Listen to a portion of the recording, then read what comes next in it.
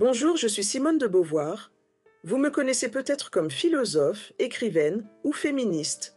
Mais aujourd'hui, je veux vous parler comme une amie, une voix qui traverse le temps pour vous atteindre. Toute ma vie, j'ai cherché à vivre authentiquement, à être moi-même dans un monde qui voulait me dicter qui je devais être. J'ai écrit des livres, aimé à ma manière, défié les règles. Et je sais que vous, qui m'écoutez, cherchez peut-être la même chose. Une vie qui vous ressemble, une vie où vous êtes libre d'être vous. Imaginez que nous sommes assis ensemble dans un petit café parisien, avec l'odeur du café et le bruit des conversations autour de nous. Je veux partager avec vous 5 leçons que j'ai apprises, non pas dans les salles de la Sorbonne, mais dans les moments où j'ai douté, où j'ai osé, où j'ai choisi. Ces leçons sont pour vous aider à trouver votre chemin, à vivre avec courage et authenticité. Alors, êtes-vous prêt à écouter? Allons-y. Leçon 1. Embrassez votre liberté. La première leçon, c'est la plus essentielle. Vous êtes libre. Pas libre dans le sens où tout est facile ou possible sans effort, mais libre de choisir qui vous voulez être, ce que vous voulez faire de votre vie. Quand j'étais jeune, dans les années 1920 à Paris, tout le monde avait un plan pour moi. Ma famille, la société, même mes professeurs. Ils voulaient que je devienne une épouse dévouée, une mère, une femme discrète qui suit les règles. Mais je regardais ce chemin et il me semblait étroit, comme une cage dorée. J'ai dit non. À 21 ans, j'étudiais la philosophie à la Sorbonne, parmi les rares femmes à oser le faire. Je passais des heures à lire, à écrire, à débattre avec Jean-Paul Sartre, mon compagnon, sur ce que signifie être humain. Et j'ai compris une chose, il n'y a pas de destin écrit, pas de chemin tout tracé. La liberté, c'est effrayant, je ne vais pas vous mentir. Quand j'ai décidé de ne pas me marier, de ne pas avoir d'enfants, j'avais peur. Peur de décevoir ma mère, peur d'être jugée, peur de me tromper. Mais j'ai choisi. J'ai choisi d'écrire, de penser, de vivre pour moi-même. Et vous avez cette même liberté. Peut-être que votre entourage vous pousse à suivre un chemin qui ne vous ressemble pas, un métier que vous n'aimez pas, une vie qui ne vous fait pas vibrer. Mais vous pouvez dire non. Vous pouvez choisir ce qui vous fait sentir vivant. Ce ne sera pas facile, mais c'est votre droit, votre pouvoir. Prenez-le. Quelle est une règle, une attente, que vous suivez aujourd'hui, mais qui ne vous correspond pas? Prenez un instant pour y penser. Si vous pouviez dire non à une chose, juste une, ce serait quoi? Notez-le, ou gardez cette question dans un coin de votre esprit. C'est le premier pas vers votre liberté. Leçon 2. Créez votre propre sens. La deuxième leçon, c'est que la vie n'a pas de sens donné. C'est à vous de le créer. Quand j'étais enfant, on m'a appris que Dieu avait un plan pour chacun, que tout était écrit. Mais à l'adolescence, j'ai rejeté cette idée. J'ai regardé le monde, ses injustices, ses beautés, et j'ai pensé, s'il n'y a pas de plan, alors c'est à moi de donner un sens à ma vie. Quand j'avais 30 ans, j'enseignais la philosophie dans des lycées à Marseille, loin de Paris. Les soirées étaient longues, parfois solitaires. Je me demandais, pourquoi suis-je ici? Qu'est-ce que je veux laisser derrière moi? Alors, j'ai commencé à écrire. Mon premier roman, L'invité, parlait de liberté, d'amour, de choix. Chaque mot que j'écrivais me donnait un peu plus de sens. Ce n'était pas grandiose, pas au début. Mais chaque page, chaque idée construisait ma raison d'être. Vous aussi, vous pouvez trouver votre sens. Il ne s'agit pas de changer le monde ou de devenir célèbre. Peut-être que votre sens, c'est apprendre à jouer de la guitare, aider un ami, écrire un journal ou défendre une cause qui vous touche. Ce sont ces petites choses d'un canon qui tissent dans chaque le fil de votre vie. Et si vous ne savez pas encore quel est votre sens, c'est normal. Cherchez, essayez, trompez-vous. C'est en agissant que vous le trouverez. Qu'est-ce qui vous fait sentir vivant? Si vous deviez choisir une action, même petite, pour donner plus de sens à votre vie aujourd'hui, quelle serait-elle? Laissez cette question vous guider. Leçon 3. Affronter la peur du jugement. La troisième leçon, c'est d'apprendre à affronter la peur du jugement. Quand j'ai publié Le deuxième sexe en 1949, j'ai écrit des vérités qui dérangeaient, que les femmes ne naissent pas femmes, mais le deviennent à cause des attentes de la société. Ces mots ont provoqué un scandale. Les journaux m'ont traité de destructrice, d'immorale. Des amis m'ont tourné le dos. J'avais peur, je l'avoue.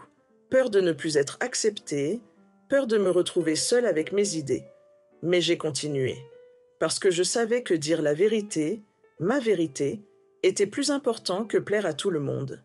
Si j'avais écouté les critiques, je n'aurais jamais écrit ce livre, jamais défendu les droits des femmes, jamais vécu comme je l'entendais. Les jugements des autres sont comme des ombres. Ils semblent grands, mais ils n'ont pas de substance.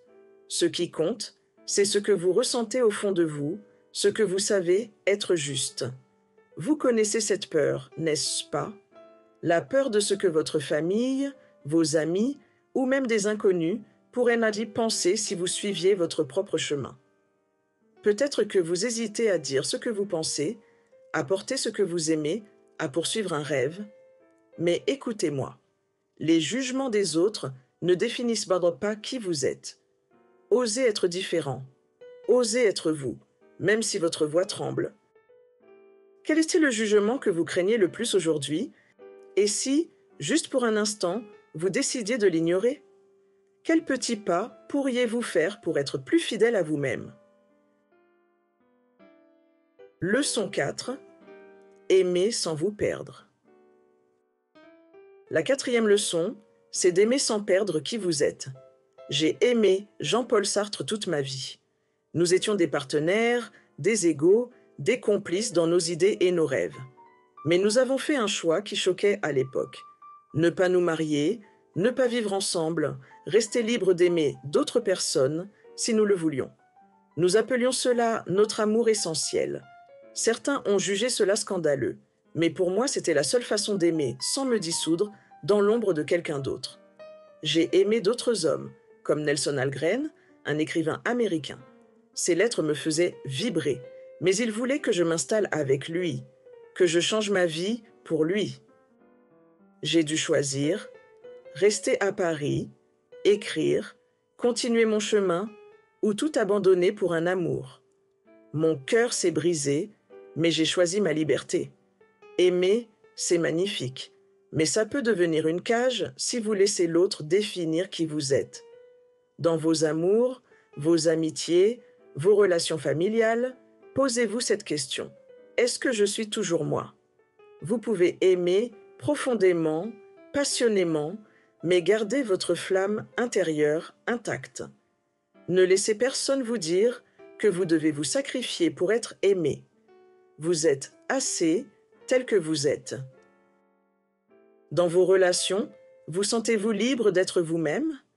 Qu'est-ce que vous pourriez faire aujourd'hui pour protéger votre propre lumière tout en aimant les autres? Leçon 5. Ne cessez jamais de grandir. La cinquième leçon, c'est de ne jamais arrêter de grandir. À 40 ans, j'ai publié Le deuxième sexe, un livre qui a changé la façon dont le monde pense aux femmes. À 50 ans, j'ai écrit Les Mandarins, un roman sur les espoirs et les désillusions de mes amis intellectuels après la guerre. À 60 ans, j'ai exploré la vieillesse dans la vieillesse, un sujet que tout le monde évitait. Chaque décennie, j'ai appris, j'ai changé, j'ai osé de nouvelles choses. J'ai voyagé, j'ai manifesté pour l'indépendance de l'Algérie, pour les droits des femmes. J'ai fait des erreurs, j'ai douté, mais je n'ai jamais cessé de me questionner. Qui suis-je maintenant? Qui veux-je devenir? Vous aussi, vous êtes en mouvement. Vous n'êtes pas une version finie de vous-même. Chaque jour est une chance de grandir, d'essayer quelque chose de nouveau, de vous rapprocher de la personne que vous voulez être. N'ayez pas peur de changer d'avis, de prendre des risques, de vous tromper. Ce sont ces moments qui vous façonnent. Moi, j'ai continué à apprendre jusqu'à la fin et je vous invite à faire de même. Votre vie est un chantier, une œuvre en cours. Continuez à construire. Quelle est une chose que vous voulez apprendre, essayer ou changer pour devenir une version plus authentique de vous-même? Qu'est-ce qui vous empêche de commencer aujourd'hui?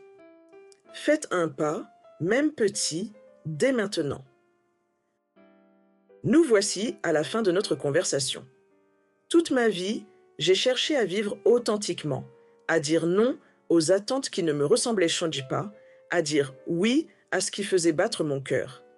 J'ai douté, j'ai eu peur, mais j'ai choisi. Et maintenant, c'est à vous. Vous n'avez pas besoin d'être parfait, ou célèbre, ou sûr de vous. Vous avez juste besoin de commencer. Écoutez cette petite voix en vous, celle qui sait qui vous êtes vraiment, et osez l'écouter. Je suis Simone de Beauvoir, et je crois en vous. Allez, vivez authentiquement. Votre vie est à vous. Qu'allez-vous en faire?